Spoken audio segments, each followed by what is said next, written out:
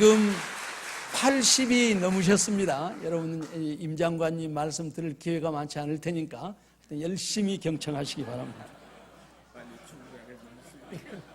시간이 끊임없이 말씀드립니다. 여러분 반갑습니다. 샬롬의 인사를 드립니다. 주최 측이 저한테 강연 제목으로 주신 것이 8.15와 6.25 그리고 6.15입니다. 8.15는 광복의 감격이 깃들어 있는 것이고 6.25는 전쟁의 비극이 숨겨져 있는 것이고 6.15는 평화 통일의 희망이 담겨져 있는 날짜들이에요. 그래서 이 세 가지를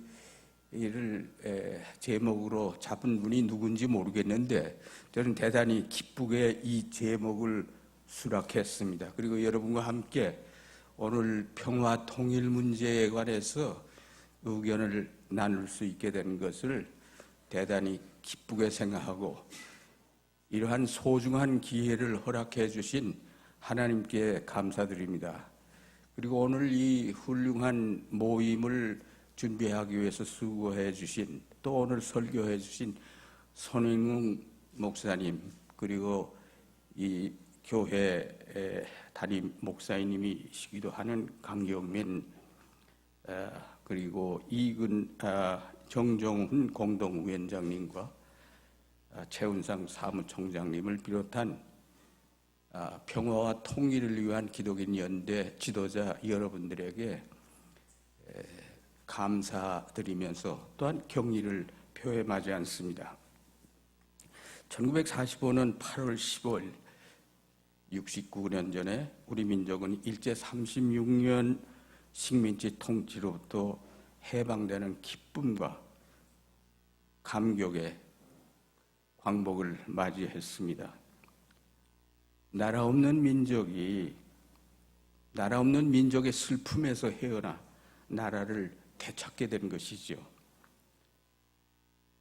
하지만 8.15 광복의 기쁨은 오래가지 못했습니다.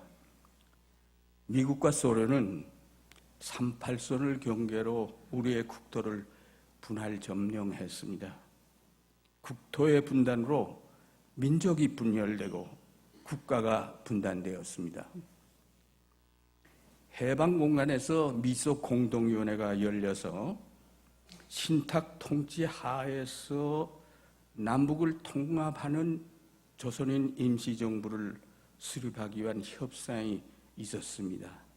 그리고 또 김구, 김규식, 여운형, 조만식 선생 같은 위대한 우리 민족의 지도자들이 나라의 분단을 막아보려고 힘겨운 노력을 경주했습니다. 하지만 성공하지 못했습니다. 유럽에 있는 아름다운 나라 오스트리아, 여러분 다 잘 아시죠? 베토벤, 슈베르트가 생각나겠죠, 먼저. 이 오스트리아는 히틀러 나치 독일의 합병이 돼가지고 있었습니다만은 그리고 전쟁 끝날 때 미국, 영국, 소련, 프랑스 네 나라의 점령을 당해서 4개의 진영으로 분할이 됐었습니다.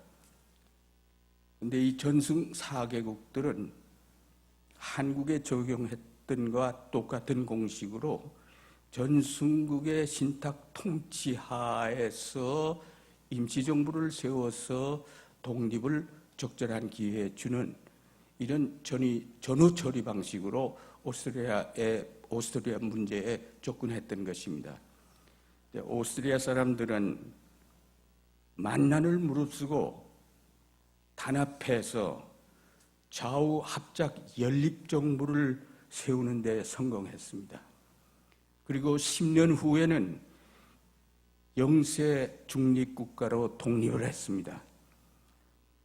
우리와 비슷한 처지에 있던 오스트리아와는 달리 우리 민족의 지도자들은 타협하고 단합하는 데 실패해서 국가 분단을 초래한 것입니다.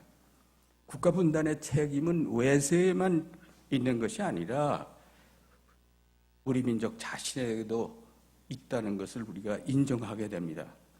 그래서 8.15 광복절을 맞으며 우리의 소원인 통일은 우리 민족이 단합해야 가능하다는 이것을 새삼스럽게 깨닫게 되는 것입니다.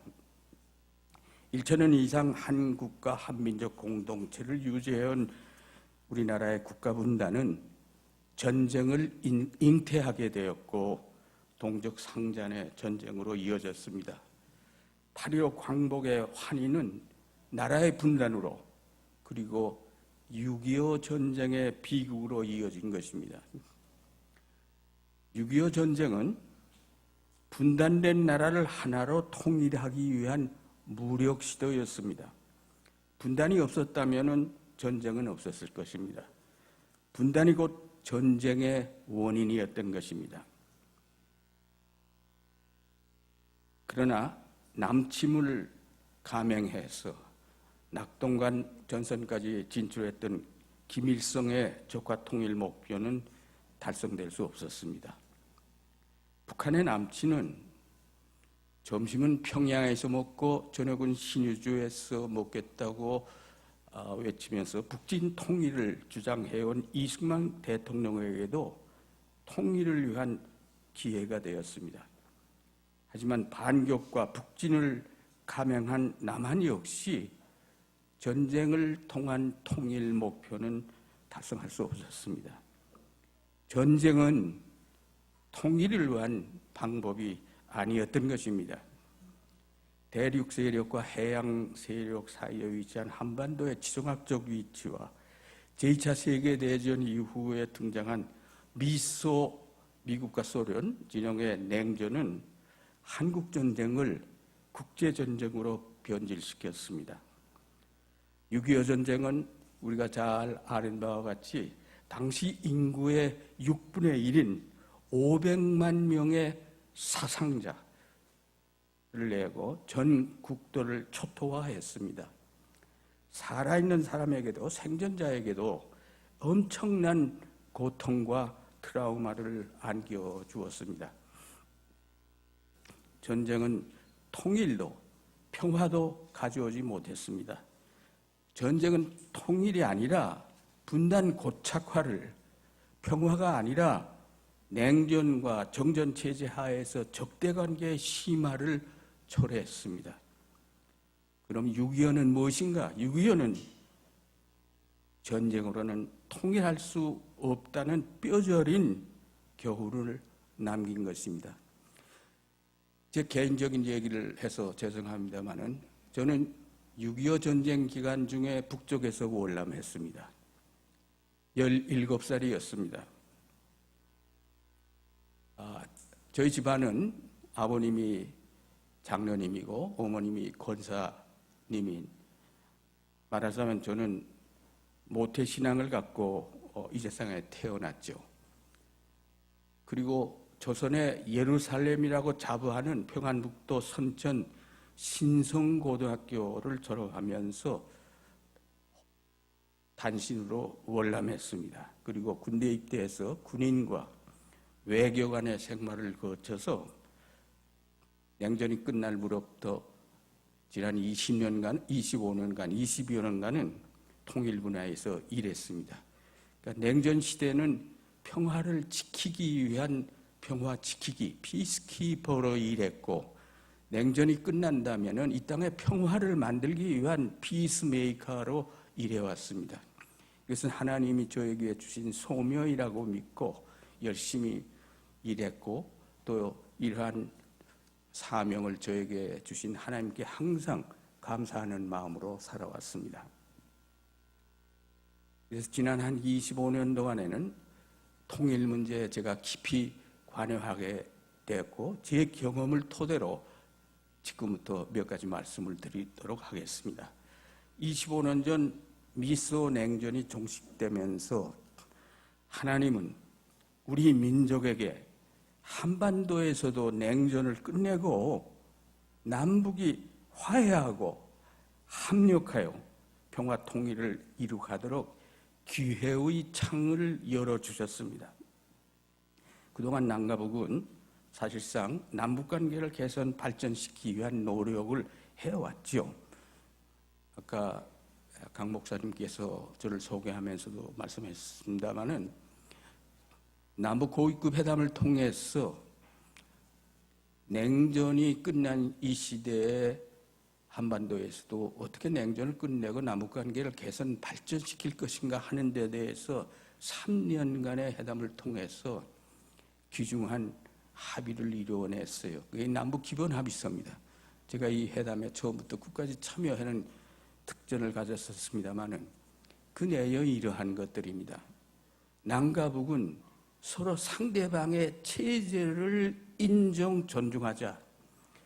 이게 출발점입니다. 상대방을 인정하지 않았거든요. 그 전까지는. 근데 상대방을 인정, 존중하자. 그리고 과거에 전쟁도 하고 서로 원수가 되어 있지만은 화해하자. 그리고 세 번째로는 여러 방면에 걸쳐서 교류, 협력하자. 그다음 네 번째는 절대로 전쟁하지 말자. 불가침. 그리고 불가침을 보장하기 위해서 군비 감축을 해나가자. 그리고 여섯 번째로는 정전체제를 평화체제로 바꿔나가자. 이것이 남북관계 개선하기 위해서 가장 중요한 요소들을 다 포함한 겁니다. 지금도 마찬가지예요. 이외에 다른 것이 없습니다. 이걸 이미 1991년 말에 남북이 합의했어요. 남북관계를 이렇게 이런 방향으로 발전시켜 나가자 합의했던 것입니다. 그러나 실천된다는 것과 합의한 것과는 다른 것이었죠. 마침내 2000년 6월, 지금부터 14년 전 역사적인 남북 정상회담이 평양에서 개최되었습니다. 남북의 최고 당국자들은 처음으로 분단 이후에 처음으로 직접 만나서 나라의 통일 문제를 논의했습니다. 남북 관계를 개선하고 평화를 만들어 나아가기 위해서는 남과 북이 통일 문제에 대해서 어느 정도의 공통 인식을 갖고 있어야 남북 관계를 개선할 수 있다 하는 데 대해서 두 지도자들이 생각을 같이 했습니다. 한쪽은 전쟁을 통해서 적화 통일을 하겠다. 다른 한쪽은 상대방을 무너뜨려서 흡수 통일하겠다 하는 생각을 갖고 있으면서 남북관계를 개선하자면은 그건 거짓말이다. 남북관계가 개선될 수가 있겠느냐. 그러니 분단 후 처음 만난 두 정상들이 통일 문제에 대해서 어느 정도의 공통인식을 이제 가질 때가 됐지 않았느냐 해서 장시간의 논의를 거쳐서 통일 문제에 대한 공통인식에 도달하게 됩니다. 이것은 비단 두 정상 간의 합의만 아니라 반세기를 살아온 우리 남북에 살고 있는 우리 민족의 지혜와 우리 민족의 합의라고 볼 수가 있는 것입니다. 다 같이 그렇게 생각하고 있기 때문입니다. 그것을 제가 네 가지로 요약해서 말씀드리겠습니다. 평화통일을 어떻게 하자는 것이냐 하는 것을 네 가지로 요약할 수 있습니다. 첫째로 아까 손 목사님께서 설교 말씀을 통해서 아주 좋은 말씀 많이 해주시고 제가 큰 감명을 받았습니다만 목사님께서도 강조했지만 반드시 통일을 해야 된다. 통일된 조국을 후손들에게 넘겨줘야 된다. 통일은 우리 민족의 지상가치다. 반드시 통일해야 되는데 어떻게 하느냐가 항상 문제거든요. 남북이 힘을 합쳐서 혼자서 어떻게 통일합니까? 남북이 힘을 합쳐서 자주적으로 그리고 평화적으로 이렇게 해야 한다. 민족의 공멸을 초래하게 될 전쟁 통일이나 상대방을 굴복시켜야 하는 흡수 통일은 통일의 방식이 될 수 없고 오로지 평화 통일만이 참다운 통일 방안이다 하는데 인식을 같이 하는 것입니다. 이거 쉬운 문제가 아닙니다. 이게 마음의 문을 열어놓고 진지하게들 논의한 결과입니다. 두 번째, 평화 통일은 그럼 갑자기 이룩할 수 있는 것인가? 평화 통일은 갑자기 이룩할 수 없는 겁니다. 그것은 점진적으로, 단계적으로 이룩해 나가는 과정이다, 프로세스다 하는 것입니다. 통일은 남이 가져다 주거나 스스로 다가오거나 갑자기 어느 날 떨어지거나 하는 것이 아니라 남과 북이 힘을 합쳐서 10%, 25%, 60% 이런 식으로 벽돌을 쌓아서 집을 짓듯이, 하나씩 쌓아서 집을 짓듯이 현재 진행형으로 만들어가는 것이다 하는데 공통인식을 갖게 됐습니다. 이 대목이 남북의 지도자가 합의하기 제일 어려운 대목이었어요. 저는 남북 정상회담 전에 대통령 특사로 본저 북한에 가서 김정일 위원장과 5시간 만나서 사전 협의를 하고 왔어요. 그리고 남북 정상회담에 참석해서 우리 대통령을 보좌했습니다. 근데 이 통일을 과정이다 하는데 이것은 북한의 통일 방안과 맞지 않는 것이죠. 북한의 통일 방안은 여러분이 잘 아시겠습니다. 고려연방제 통일 방안이라 해서 남북의 민족 지도자들이 어느 날 모여서 연방공화국을 선포해서 통일부터 먼저 하고 그 다음에 남북 교류협력 하자 하는 방식이에요. 그러니까 통일은 과정이 아니에요. 즉각 할 수 있는 거예요. 이런 생각을 갖고 있는 것이 북한의 입자인데 결국은 상당한 논의를 거쳐서 북한의 지도자도 통일은 그렇게 되는 게 아니다. 남측이 주장하는 말이 맞다. 통일은 과정이다. 긴 과정이다. 하는데 합의가 되는 것입니다. 근데 이 통일의 과정에서, 이 평화 통일을 하려면 통일의 과정에서 여러 가지 어려운 문제들을 해결해 나가야 되는데 이런 문제들을 효율적으로 해결하고 통일의 과정을 올바로 관리하기 위해서 남북의 협력기구를 만들어야 되겠다. 그것을 남북연합이라고 부릅니다. 남북연합을 형성하자 하는 것입니다. 이것은 통일된 형태가 아닙니다. 대한민국과 조선민주인민공화국의 협력기구를 만들어서 어려운 문제들을 같이 해결해 나가자. 어려운 문제라는 게 뭔가? 경제 활성화해서 경제 통합을 해야죠. 경제 통합이라는 게 화폐 통합까지 다 말하는 것입니다. 사회 통합을 이렇게 나가야 되는 것이죠. 군비 감축을 해야죠. 군대를 통합할 수 있는 단계까지 가야죠. 법적 제도적인 서로 반통일적 법규를 갖고 있는 걸 정리해야죠. 이런 어려운 문제가 통일되기 전에 남북의 힘을 합쳐서 하나씩 해결해 나가야 평화적 통일을 이루어갈 수 있다는 것입니다. 그것을 위해서 남북연합이라는 기구를 만들어서 해나가자 하는 것입니다. 남북연합이라는 기구는 남북관계가 정상화돼서 남과 북이 평화공존하면서 서로 오고 가고 돕고 나누면 통일은 되지 않았지만은 통일된 것과 별로 다르지 않는 상태를 말하는 것입니다.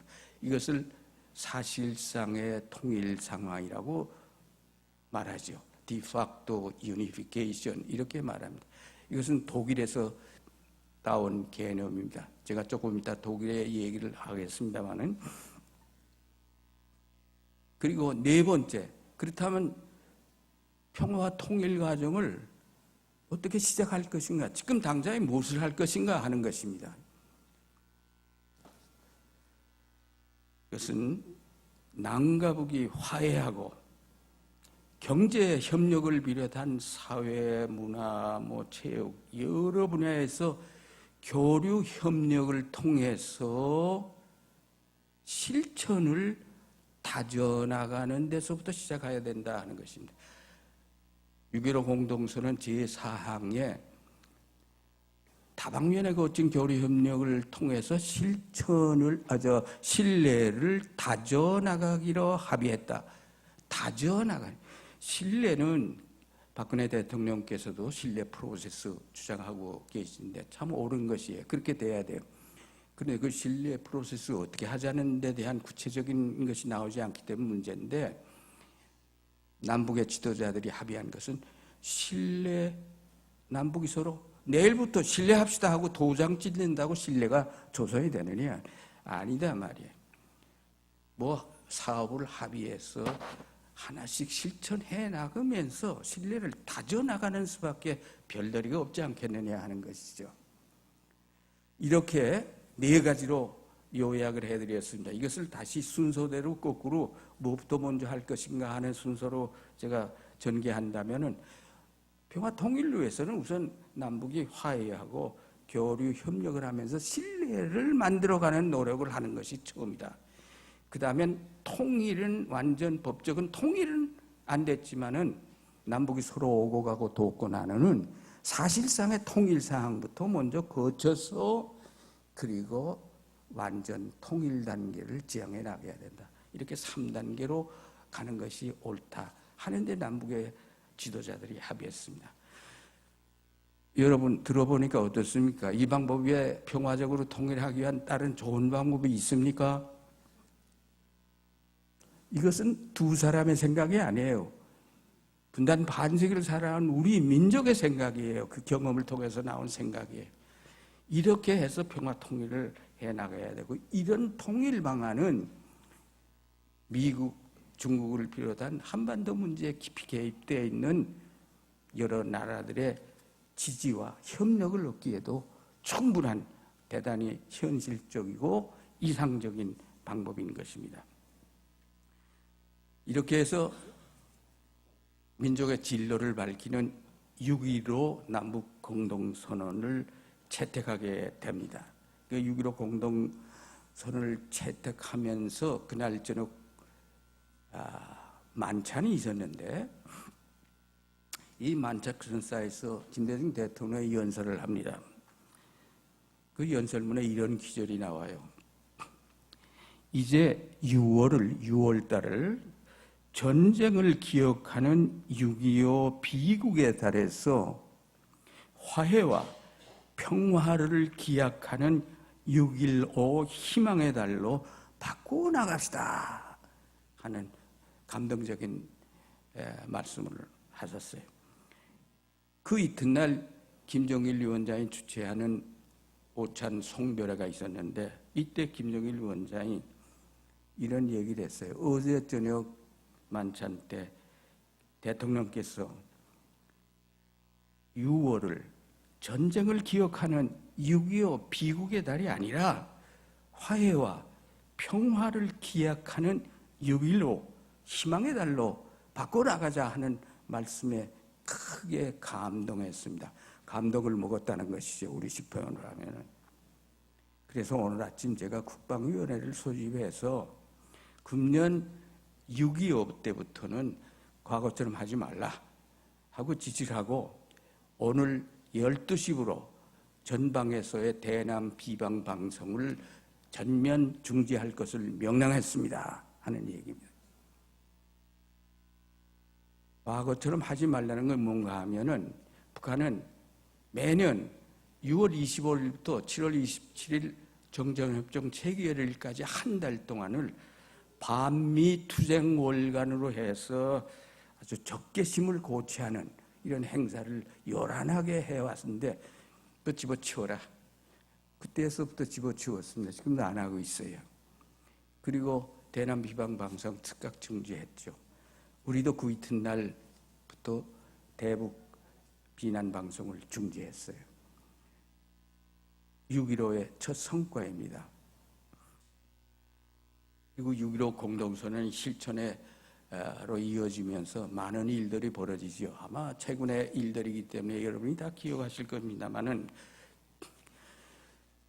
교류 협력의 실천을 통해서 상호 신뢰를 다져나가기로 합의했는데 그 교류 협력 할 게 많은데 무엇부터 할 것인가 하는 게 문제가 됐어요. 그래서 너무 욕심내지 말고 5가지만 우선 시작해 봅시다 하는데 합의를 보는 겁니다. 첫째, 길을 만들자. 길이 있어야 남북이 오고 가고 하지 않습니까? 그래서 서해안 쪽, 동해안 쪽에 철도와 도로를 연결했습니다. 민족의 대동맥을 연결했어요. 그리고 하늘길과 바닷길을 열었어요. 이렇게 해서 사람들이 오고 가고 물자가 오고 가고 하는 일이 벌어질 수 있게 되었던 것입니다. 그리고 금강산 관광이 시작되고 이산가족 상봉이 이루어지고 교역이 늘어나고 물자의 흐름도 활기를 띠기 시작했습니다. 또한 개성공단을 건설해서 경제협력을 촉진하게 됩니다. 개성공단만이 지금 모든 것이 다 중지됐는데 개성공단만이 명맥을 유지하고 있죠. 경제협력은 이렇게 생명력이 강하구나 하는 것을 우리가 알 수가 있습니다. 2008년에 남북의 교류협력이 중단될 때까지 10년 동안 우리는 북한에 대해서 매년 2억 4천만 달러 상당의 물자를 대북 지원을 해주었어요. 그런데 이거 가지고 포죽이라고 비난한 사람들이 있었습니다. 여러분은 포죽이라고 비난하지 않았겠죠? 그건 바보 같은 얘기예요. 왜 그런가 하면은 우리가 북한한테 지원해 준 것은 식량, 비료, 의약품 같은 물자들이에요. 그 물자는 다 북한으로 갔어요. 돈은 어디에 떨어졌습니까? 우리 농민들한테 떨어지고 우리 비료 공장, 비료 회사, 그 다음에 제약회사에 종사하는 종사자들에게 간 겁니다. 포주기가 아니에요. 북한을 도와주는 동시에 우리의 경제도 활성화하게 되는 것입니다. 앞으로도 마찬가지입니다. 대북 지원을 공짜로 북한에 다 주는 것 같이 생각하지만은 우리한테 얼마나 그것이 이득이 되는가 베풀면서 우리로서도 할 바를 다하게 되는 것이죠. 이렇게 해서 경제, 사회, 문화, 종교, 체육, 관광 여러 분야에서 만남과 왕래, 교류와 협력이 빈번해지면서 어떤 일이 벌어졌는가 기억하실 것입니다. 시민 참여의 공간이 넓어지기 시작했습니다. 그 이전까지 정부에서는 냉전 시대는 불가피했겠습니다만은 통일 문제, 남북 문제는 정부의 독점물이기 때문에 민간인들, 국민들은 정부가 하라는 대로만 하지 나서지 말아라 하는 입장이지요. 선관후민의 원칙인데 이것을 집어치우고 선민후간, 통일의 주인은 누군가? 남북관계의 문제, 평화의 문제 주인은 누군가? 우리 국민들이에요. 우리 국민들이 이제는 상당히 정신적으로 여러 가지 면에서 성장했기 때문에 얼마든지 북한하고 접촉할 수 있게 된 이런 상태다. 옛날과 다르다 말이에요. 그래서 시민 참여를 권장했고 많이들 오고 가고 했지 않습니까? 그리고 이런 과정을 통해서 서로 상대방을 더 잘 알 수 있게 되었습니다. 적대의식이 수그러들면서 긴장이 완화되고 민족 공동체 의식이 함양되면서 상호 신뢰에 싹이 트기 시작했습니다. 저는 처음부터 이 과정에 쭉 정부에 있으면서 관여했기 때문에 잘 알고 있습니다만은 북한 사람들은 처음에 우리의 실망을 많이 자아냈죠. 식량 지원해주고 비료 지원해주는데 고맙다는 말을 하지 않는 사람들이에요. 그 감사하다는 말이 사전에 없느냐. 그런데 한참 지나고 난 다음서부터는 계속 고맙다, 감사하다. 피가 물보다 진하구나. 우리 동표들의 따가운 정에 고맙다 하는 것입니다. 여러분, 비료는 남해 화학에서 생산되는데 그 포대에 남해학 뭐 설명서 어떻게 쓰라 하는 게 다 적어 있습니다. 그대로 가요. 농민들이 갑니다. 그 농민들은 비료를 사용하고 그 포장지를 가지고 도배를 하고 장판을 합니다.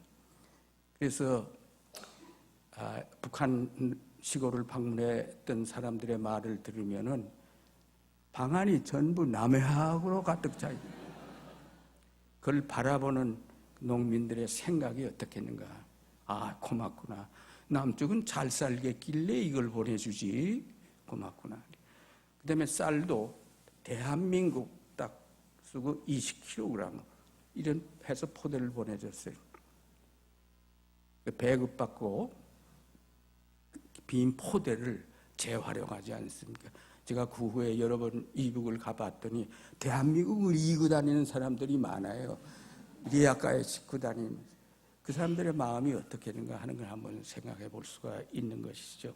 이렇게 베풀어야 되는 것이죠. 우리는 가진 자가 아닙니까?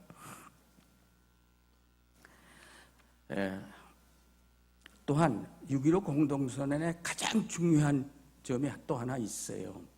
뭔가 하면은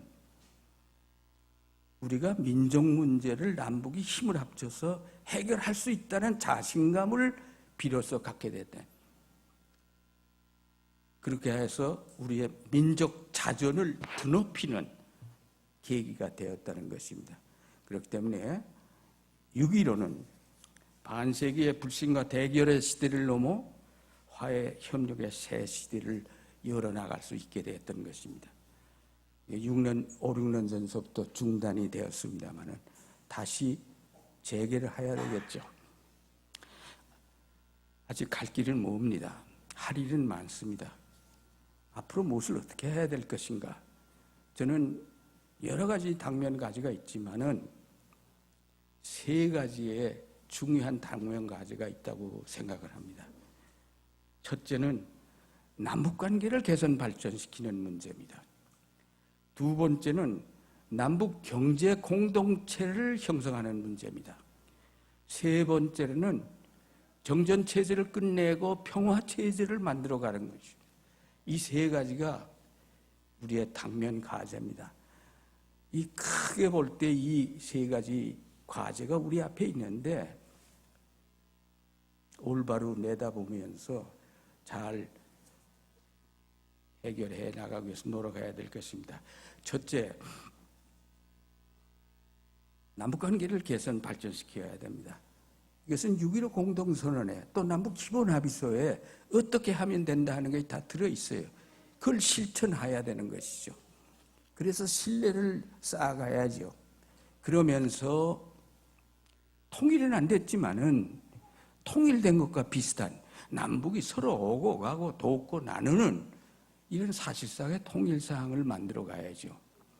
여러분, 통일은 그렇게 쉽게 오지 않는다고 저는 생각합니다. 국가 통일은 그렇게 쉽게 안 온다 이게. 그러나 통일된 것과 비슷한 사항은 우리 노력 여하에 따라서 앞으로 1년 내에도 실현할 수 있는 것이라 하는 겁니다. 이것부터 해나가야 돼요. 그렇게 해나가는 것이 독일이요, 그렇게 해나간 것이 중국과 대만입니다. 이제부터 제가 그 독일의 예를 잠깐 들도록 하겠습니다. 아까 손 목사님께서 아주 핵심적인 포인트는 다 지적을 해주셨는데,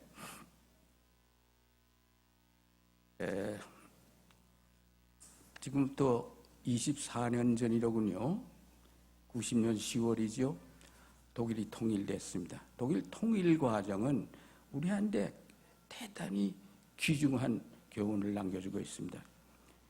독일 통일을 흔히 흡수 통일이라고 얘기하는데 이거는 전적으로 잘못된 얘기입니다.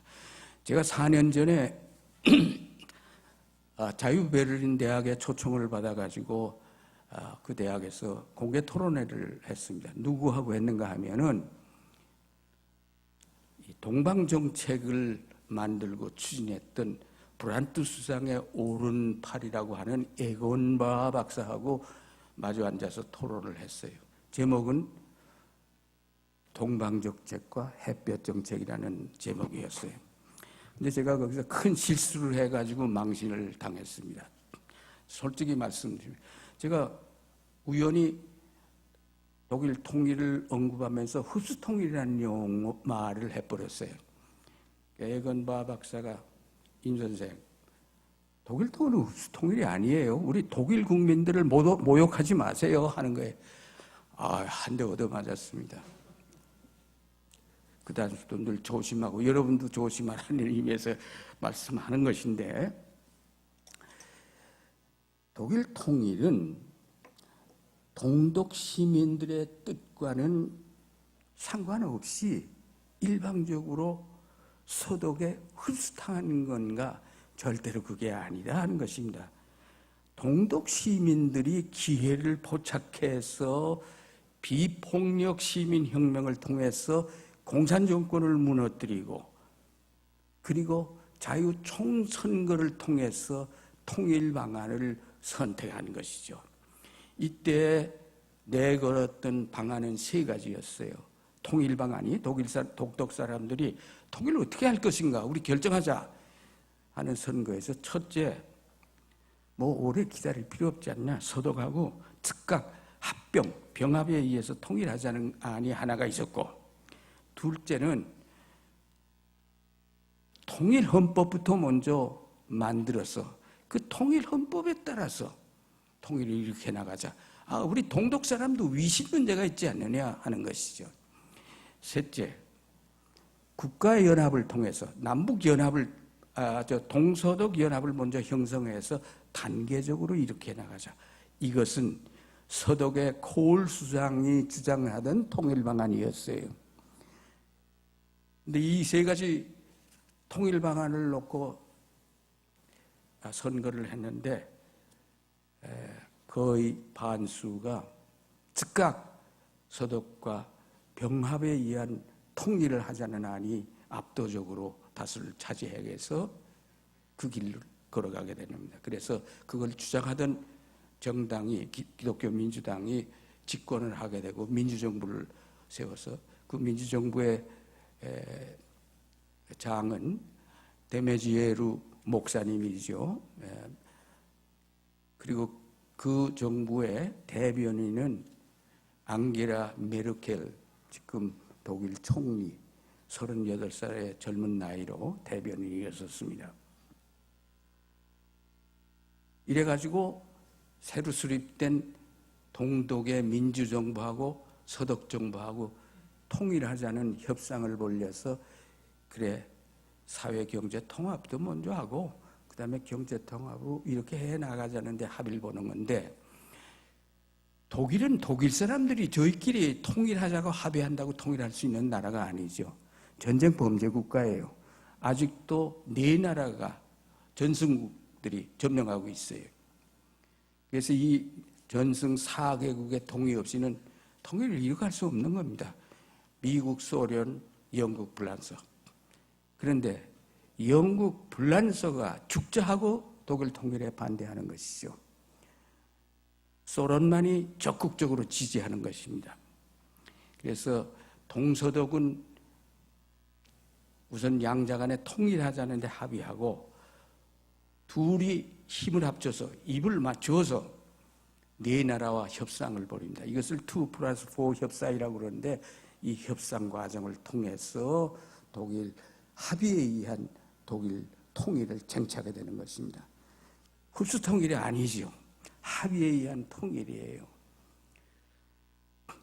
동독 시민이 이런 결정을 할 수 있도록 한 것은 어디에 있는가? 어떻게 돼서 이런 것이 가능했는가 할 것 하면은 그것은 바로 서독의 동방 정책에 의한 것이었다 하는 것입니다. 서독은 정권 교체가 여러 번 있었습니다만은 20여 년간 꾸준히 일관성이 있는, 아까 손 목사님 정권이 바뀔 때마다 자꾸 바뀐다고 그러는데 20년 동안 바뀌지 않았어요. 꾸준히 동방 정책을 통해서 동서독이 비단 2개 국가로 분단은 되어 있지만은 민족 동질성 유지에 최우선 목표를 두고 그리고 접촉을 통한 변화 정책을 통해서 어떻게 하든지 하나의 공동체를 형성해 나가기 위한 정책을 펴나갔습니다. 그래서 동독에 서독 정부가 매년 32억 달러 상당의 경제 지원을 제공합니다. 우리는 아까 얼마라 그랬죠? 10년 동안 매년 2억 4천만 불. 이것은 1년에 32억 달러. 이건 보통 퍼주기가 아니죠. 엄청난 액수예요. 32억 달러라는 것은.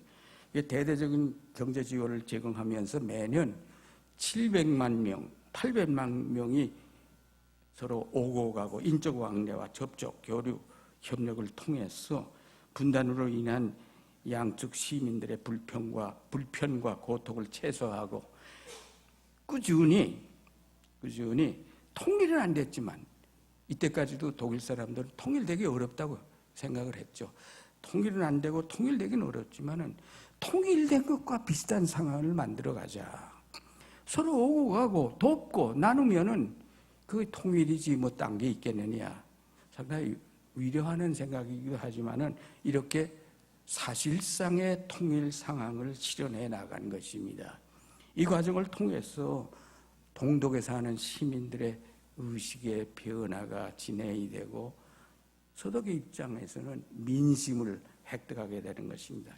특히 주목할 것은 30여 년간 서독 개신교의 꾸준한 물질적, 정신적 나눔 운동이 독일 통일의 1등 공신이 되었다는 사실입니다. 교회 안에서, 동독 교회 안에서 성장한 노이에스 포럼 같은 비정치적 시민운동 단체들이 동독의 한 180개 교회에 만들어졌었어요. 이 시민운동 단체들은 이름은 뭐 평화단체, 인권단체, 무슨 환경단체. 그래서 매주 목요일 저녁마다 모여서 토론을 하고 했던 것이에요.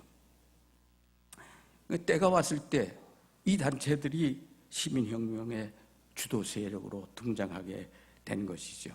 특히 매주 월요일 저녁에 기도회를 주최한 유명한 라이프치히의 성 니콜라이 교회가 있습니다. 이 교회 신도들이 89년 9월 27일 드디어 거리에 나왔어요. 비폭력 시위, 평화 시위를 촛불 시위를 시작했어요. 5천 명이 뒤따랐습니다. 그 이튿날부터 동독에 전국 방방곡제 교회로 번져졌고 교회들이 중심이 돼서 비폭력 평화적인 촛불 시위가 벌어지는 것입니다. 이렇게 해서 드디어는 동베를린에서 100만 시위로 베를린 장벽이 무너지게 되는 것입니다. 독일 통일하면은 생각나는 것이, 독일 통일하면은 생각해야 될 것이 동독 사람들의 시민혁명. 그리고 동독 시민혁명 하면 생각나는 것이 개신교의 교회의 역할, 기독교의 역할. 기독교의 역할 하면 생각나는 것이 두 분의 목사님, 이 너무도 유명하죠. 라이프치히의 성니콜라이 교회의 목사님, 이 당시에 47살이었는데 크리스틴 피로 목사님, 작년에 돌아가셨죠. 월요 기도회를 주관하고 첫 번째 촛불 시위를 주도했던 목사님이에요. 이 니콜라이 교회가 동독 시민혁명의 발상지고 독일 통일의 출발 지점이 되었죠. 이렇게들 모두 다 기념합니다. 또 한 분의 목사님이 계세요. 노이에스 포럼 같은 시민단체, 시민운동단체, 교회 내 시민운동단체를 주도하신 40살의 젊은 목사가 있었는데 요하임 가우크라는 목사입니다. 이분이 현재 독일의 대통령이십니다. 독일은 참 재밌는 나라예요. 지금 대통령도 동독 출신이요, 총리도 동독 출신이에요. 여러분, 통일된 후에 북한 출신이 대통령이다, 총리도 대통령이다, 이거 좀 생각이 쉽지 않죠. 근데 이분들이 다 목사님이에요. 교회 지도자니 평화적인 시민혁명을 주도했던 분들입니다. 앙게라 메르켈 총리, 여성 총리에 대해서는 여러분이 잘 아시죠? 목사님의 딸이에요. 그 아버님 목사님께서는 소독 사람이에요.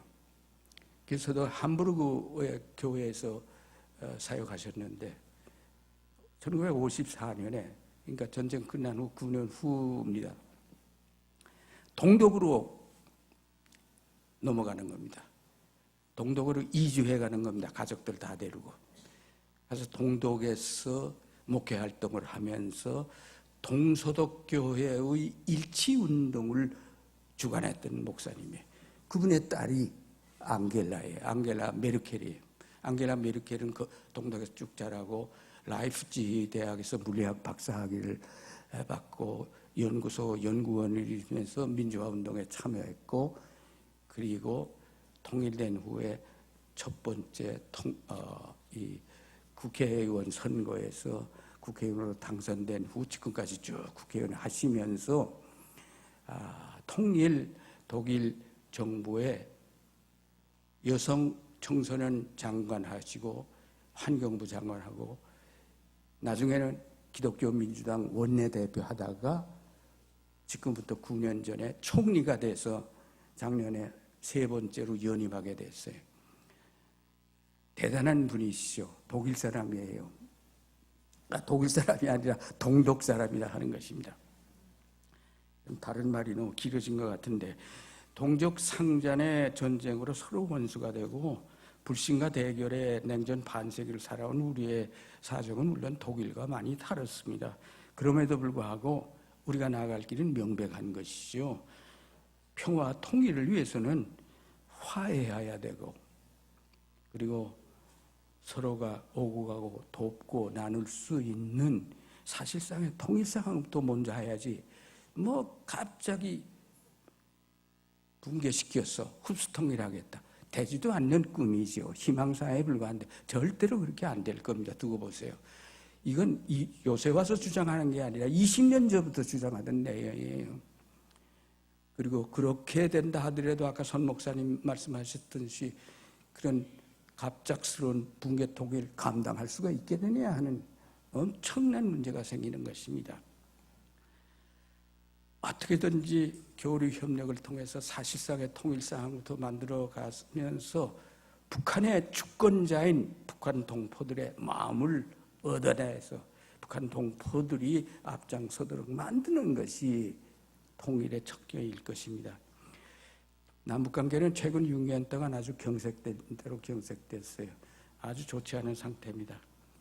그러나 이제 남쪽은 강자예요. 모든 면에서 우리가 스트롱한 강자예요.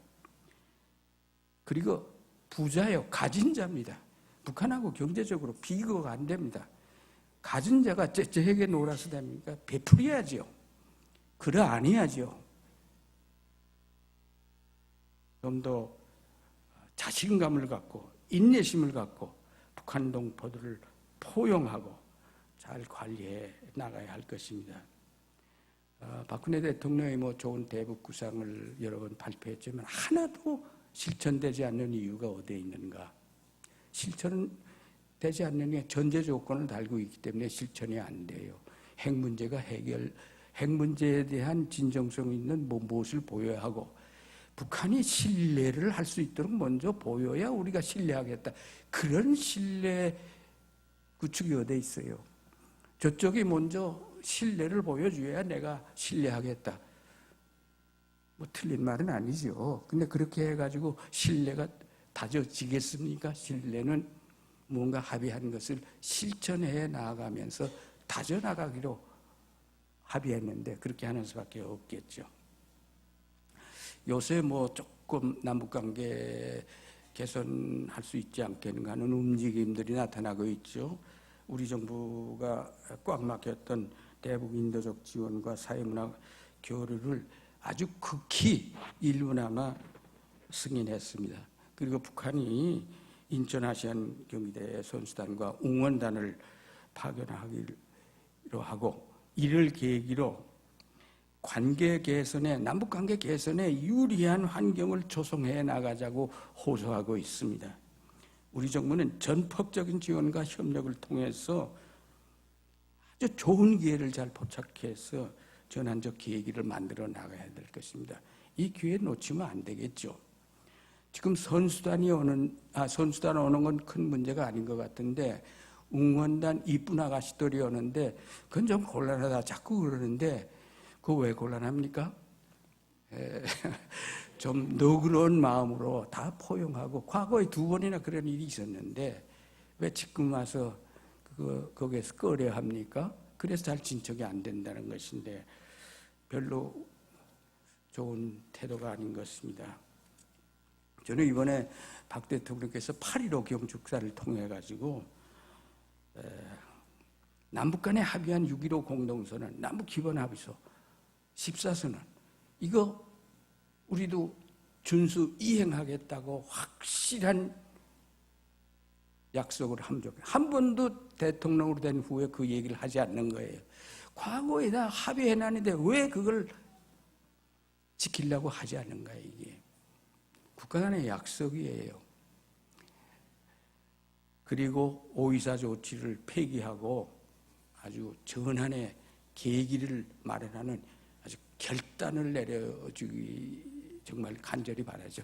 대통령은 결단하는 사람입니다. 우물쭈물 이래가지고 나라가 앞으로 나갈 수가 없는 거예요. 비단 어떤 때는 모험이지만은 결단하는 것입니다. 그래가지고 앞으로 끌고 나가야 되는 것이죠.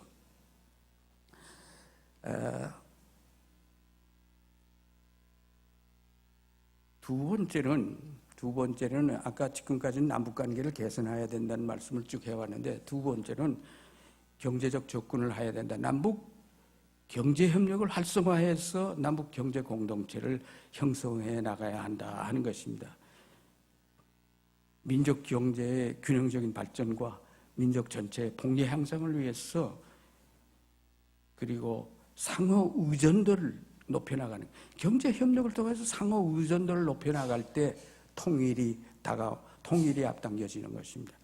여기서 대만과 타이완과 중국의 예를 제가 좀 들겠습니다. 타이완과 중국은 5, 6년 전서부터 경제 공동체를 형성해서 지금은 통일은 안 됐지만 통일된 것과 비슷한 사실상의 통일사항을 아주 즐기고 있습니다. 그래서 대만과 중국의 관계를 차이나와 타이완 두 단어를 합쳐서 차이완이라고 요새 불리울 정도로 사이가 대단히 좋습니다. 이 대만과 중국은 서로의 차이점은 제쳐두고, 차이점 고칠 수가 없어. 일단 덮어두고 제쳐두고 공동의 이익을 추구하는 구동존의, 사자성어에 구동존의라는 말이 있죠. 구동존의의 정신에 기초해서 정경 분리원칙, 정치와 경제를 분리해서 경제 우선 실현주의로 최근 한 5, 6년 동안 눈부신 양측 간의 눈부신 그 경제협력 관계가, 또 무역이, 또 교류가 이루어지고 있습니다. 지금부터 6년 전에 처음 시작할 때 대만과 중국 간에는 한 주일에 30편씩의 정기 항공 노선을 운항하기로 합의해서 시작을 했어요. 그런데 지금 얼마인가? 요새 금년 통계를 잘 모르겠는데 작년 통계인데 한 주일에 800편을 넘어섰어요. 이건 뭘 의미합니까? 그만큼 사람들이 많이 오고 가고 한다는 걸 의미하지 않습니까? 중국의 50개 도시와 대만의 8개 도시 사이에 한 주일에 800편의 비행기가 오고 가고 있고 사람을 나르고 있죠. 그래서 작년 통계를 보면은 왕래 인원이 800만 명이 넘어섰다고 합니다. 그리고 서로 편지하는 거, 우편, 전화하는 거, 그리고 돈 보내는 거, 송금, 우편 송금 아주 자유롭습니다. 대만에서 중국, 중국에서 대만으로. 그리고 8만 개의 대만 기업이 중국에 진출해 있고 중국에 아주 상주하고 있는 대만 사람이 200만 명이 넘는다고 합니다. 가족들 데려가고 아이들 데려가고 있어. 그래서 중국의 대만 사람들이 많이 사는 도시에는 대만인 아이들을 위한 초등학교도 운영되고 있다 하는 것입니다. 놀라지 마십시오. 이 양안 간에는 중국과 대만 간에는 결혼도 꽤 많이 하고 있어 2만 쌍이 넘어섰다고 합니다. 이쯤 되면 여러분 어떻게 생각하세요? 서로 뭐 돈 보내고 편지도 하고 오고 가고 결혼도 하고 정치적 통일은 하기가 힘들어요. 대만과 중국은 상당 기간. 그러니까 정치적 통일하기 전에 우선 서로 오고 가고 돕고 나누는 통일된 것과 비슷한 사실상의 통일 상황부터 경제협력을 통해서 만들어 나가고 있는 것입니다. 우리가 햇볕 정책을 통해서 하려고 했던 것도 이런 것이었었어요. 이제부터라도 우리가 그렇게 해나가야 되겠죠. 우리도 경제 조건을 아주 서두려야 합니다. 그래서 빨리 경제협력 재개하고 올스톱 시켰는데 교역도 시작하고 경제협력 다시 시작해가지고 남북관계를 발전시켜야 되는데 북한 국변 사태에 대비해서 일방적인 통일을 강조하거나 마치 통일 혼자서 하는 것처럼 그렇게는 통일이 안 되는 겁니다. 지금 하고 있는 거는 일반적인 통일 그리고 그때에 대비한 준비, 통일 준비 이걸 얘기하고 있는데 저는 그거의 불필요하지는 않겠지만은 접근 방법이 잘못됐다고 생각하는 사람입니다. 통일 이전 단계에 경제협력을 통해서 북한의 철도, 도로, 항만, 전력, 통신 등 인프라를 개선하고 경제협력을 경공업, 지금 북한은 김정은 시대에 들어와서 여태까지 중공업 위주의 경제였는데 경공업으로 돌리기 위해서 온통 노력을 하고 있어요. 그렇기 때문에 생활 수준이 조금씩 높아가고 있다는 거 아니겠습니까? 경공업으로 산업구조 개편 노력하고 있는 걸 돕고 북한에는 풍부한 지하자원이 있습니다. 세계에서 10위권 내에 드는 광물자원이 5종이나 있다는 거 아닙니까? 그래서 지하자원 개발을 같이 하고 중국에다 넘겨주지 말고 우리하고 해야 되지 않겠는가. 그래야 통일이 쉬워지는 것이죠. 이렇게 하는 것이 남북의 공동이익이 되고 또 통일 비용을 절감하는 길이 되는 것입니다. 중앙대학교의 신창민 교수라는 경제학자가 있는데 이분이 3년 전에 통일은 대박이다 하는 책을 펴냈어요. 유명한 책입니다. 어디서 들은 얘기죠? 박근혜 대통령의 금년초에 얘기했는데 3년 전에 신창민 교수 책에 나오는데 제가 그 책에서 하나 인용해서 말씀드리겠는데 통일 이전 단계 지금 우리 국민 총생산 GDP의 1% 규모 대략 100억 달러 플러스 정도 될 거예요. 이것을 북한의 인프라 건설에 투자하는 경우, 투입하는 경우 거기에 필요한 모든 설비, 물자, 자료 이런 실물 자본들은 남한에서 생산해서 공급하게 된다. 따라서 100억 불을 투입한다고 그러지만은 80억 불은 남한에 떨어지는 것으로서 실업자 문제 해결되고 우리 경제 활성화되고 얼마나 좋은 것인가 하는 거예요. 북한을 돕는다는 것이 북한만 돕는 것이 아니라 우리를 돕는 것이라는 거예요. 더구나 통일된 후에 준비해가지고 통일된 후에 하려면은 노임이 북한 노동자들도 남한 노동자들과 같은 봉급을 받아야 되지 않겠어요? 독일에서 가장 통일된 후에 어려웠던 것이 바로 이 점인데 우리는 통일되기 전에 좀 미안한 말이지만은 싼 노임을 이용해서 북한의 싼 노임을 이용해서 통일 후에 해야 될 일을 미리미리 한다면은 얼마나 좋은 것인가. 이것은 북한 주민들한테도 이득이 되고 이렇게 함으로써 북한 주민들의 민심을 얻고 의식 변화를 이끌어서 통일을 앞당기는 효과도 가져올 수 있지 않겠는가. 제 주장이 아니고 신창민 교수의 주장인데 전 전적으로 여기에 동일하기 때문에 오늘 소개해드렸습니다. 그 다음에 세 번째로 해야 될 일이 뭔가 60년이 넘은 군사정전체제를 평화체제로 전환하는 일을 서둘러야 합니다. 남북 간의 적대관계는 군사정전체제의 뿌리를 내리고 있는 것입니다. 정전체제는 뭡니까? 아직 전쟁이 끝나지 않았어. 일시 포성을 못 준 상태예요. 그렇기 때문에 적대관계는 계속 유지가 되는 겁니다. 그렇기 때문에 계속 군비 경쟁을 하게 되는 것이에요. 그리고 적대관계가 계속 쌓여가는 것입니다.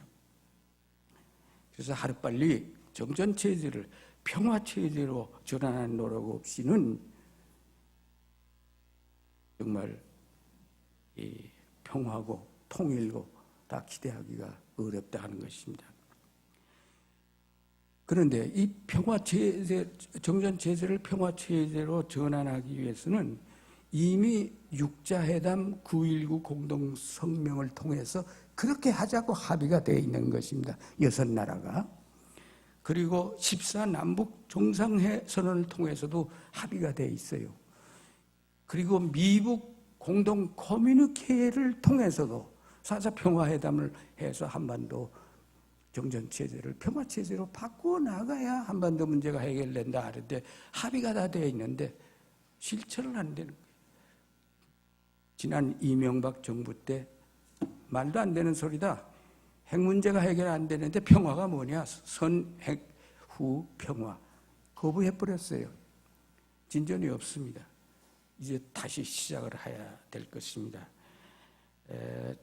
지난 12년 동안 북한 핵 문제가 남북관계의 걸림돌로 작용한 것이 사실이죠. 북한 핵 개발은 결코 용납될 수가 없죠. 그리고 한반도는 반드시 비핵화돼야 됩니다. 하지만 북한 핵 문제의 본질이 뭔가 하는 데 대한 올바른 인식이 있어야 됩니다. 북한 핵 문제는 미국과 북한의 적대관계의 산물이다 하는 것입니다. 그러면 이건 언제 해결될 수 있는가? 미국과 북한 적대관계를 해소하고 서로 인정 존중하고 관계를 정상화할 때, 그리고 한반도의 평화 체제를 만들어갈 때야 해결될 수 있는 것이지, 그 전에 아무리 우리가 뭐 이렇고 저렇고 날치고 주장하고 해결 안 됩니다. 북한은 결코 핵을 포기하지 않을 것입니다. 항상 위협을 느끼고 있는데 왜 포기하겠어요? 그러니까 그 위협을 느끼지 않도록 만들어주는 것이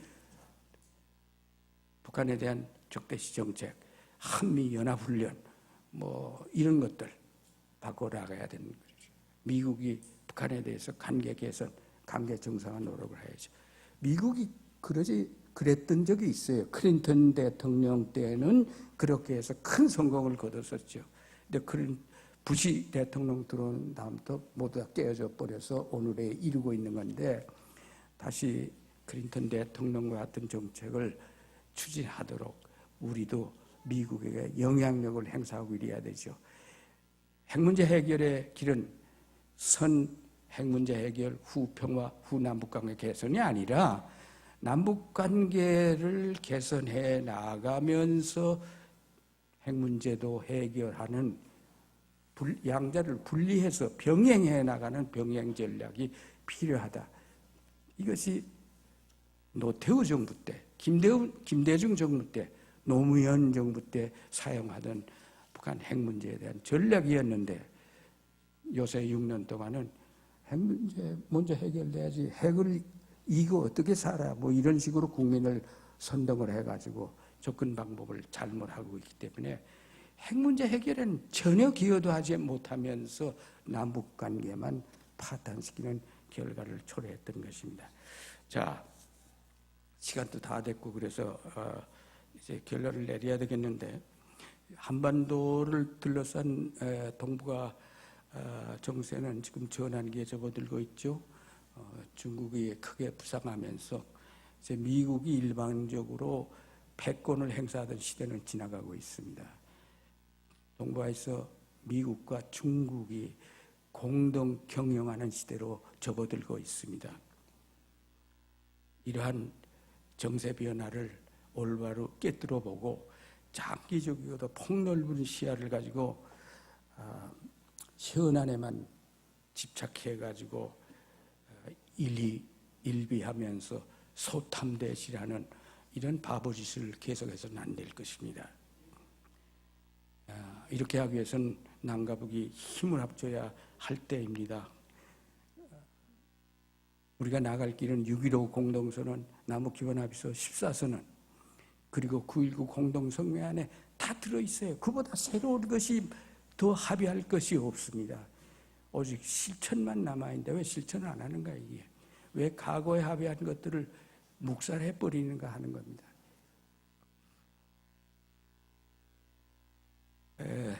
결론을 말씀드리겠습니다. 통일을 위해서 우리가 해야 할 일은 우리 크리스찬의 입장에서 로마서 12장 17절부터 21절에서 찾아볼 수 있습니다. 네 가지 메시지가 들어있죠. 이건 뭐 제가 늘 얘기하는 겁니다만은 또 여러 목사님들도 주장하는 것이지만은, 첫째, 원수 갚는 것은 네가 직접 갚으려 하지 말고 하나님의 진노하심에 맡기라, 이렇게 돼 있죠. 하나님 대신 갚아주겠다. 그리고 이 뜻은 너는 화해하라. 원수와 더불어 화해하라는 것이죠. 둘째, 원수가 굶주리거든 먹을 것을 주고 목말하거든 마실 것을 주어라 하는 것이죠. 이건 뭘 의미하는가 하면 원수를 사랑하고 도와주며 협력하라 하는 것이죠. 원수가 살아나갈 수 있도록 협력하라 하는 것이죠. 셋째, 악을 악으로 갚지 아니하고 선으로 악을 이기라. 이 말씀은 원수를 새 사람으로 변화시켜라 하는 말씀입니다. 그리고 넷째, 모든 사람과 더불어 평화롭게 지내라 하는 네 가지 메시지가 들어있습니다. 즉 화해, 협력, 변화, 평화, 이 네 가지 키워드는 사실상 김대중 정부 햇볕 정책의 키워드였어요. 햇볕 정책은 로마서 12장에서부터 성서적 근거를 찾았던 것입니다. 김대중 대통령하고 저하고 대통령 되시기 전부터 대북 정책 연구하면서 성경 말씀에서 좀 우리가 계시받을 것이 없겠는가 하다가 이 구절에서 찾아냈던 것입니다. 따라서 평화 통일을 위해서 가장 시급한 이 일은 무엇이겠느냐? 남북 대결과 갈등을 부추겼던 잘못을 반성, 회개하고 우리 마음속에 쌓인 분단의 장벽, 증오의 장벽을 허물고 화해하는 것입니다. 동족 상잔의 전쟁으로 서로 원수가 되고 불신과 대결의 반세기를 살아온 우리에게 화해란 말이 쉽지 결코 쉬운 일이 아니라 하는 것을 지난 20여 년 동안 우리가 경험을 했습니다. 하지만 하나님은 고린도 후서 5장 18절의 말씀입니다마는 하나님은 그리스도를 통해 우리를 자기와 화해시키고 그리고 우리에게 다른 사람과 더불어 화해하라는 화해의 직책을 주셨습니다. 화해, 하나님의 명령이에요. 화해하기 위해서 크리스찬들이 나서고 교회가 나서야 된다고 생각합니다. 평화 통일은 용서와 화해, 사랑과 나눔을 통해서 북한 동포들의 마음을 얻어가는 과정이라고 할 수 있습니다. 평화 통일은 북한 정권을 외부의 힘으로 붕괴시켜 이룩할 수 있는 것이 아니라 북한의 개방과 변화를 이끌어 내부의 힘으로 이룩할 수 있는 것입니다. 이를 가능케 하기 위해서는 접촉과 교류 협력과 인도적 지원, 경제 협력 이런 것들을 통해서 북한의 변화를 이끌 주도자가 누군가, 주권자가 누군가, 북한 동포들이에요. 북한 동포들의 마음을 얻는 것이 통일의 길이다. 독일이 그래 했지 않느냐? 서독이 그래 했지. 서독의 독일의 통일에서 배워야 되지 않겠는가 하는 것입니다. 끝으로 우리 교회에서 하는 일들이 많습니다만은 독일처럼 물질적, 정신적 나눔 운동도 해야 될 것입니다. 그와 동시에 또 중요한 것은 남북관계 개선을 위한 정부의 능동적이고 성실한 노력과 남북간에 합의한 것들을 준수 이행하라는 것을 촉구하는 것과 사자회담을 빨리 개최하라고 촉구하고 또 미국의 대북관계 정상화를 촉구하는 이런 요구들을 행동을 통해서 요구하는 이런 기독인으로서 할 수 있는 일을 다 해야 되지 않겠는가 이런 생각이 듭니다. 우리가 평화와 통일의 씨앗을 열심히 심고 물주고 정성껏 가꿀 때에 하나님이 자라나게 하시고 평화의 꽃을 피워주시고 통일의 열매를 맺게 해 주실 것으로 믿습니다. 여러분 감사합니다.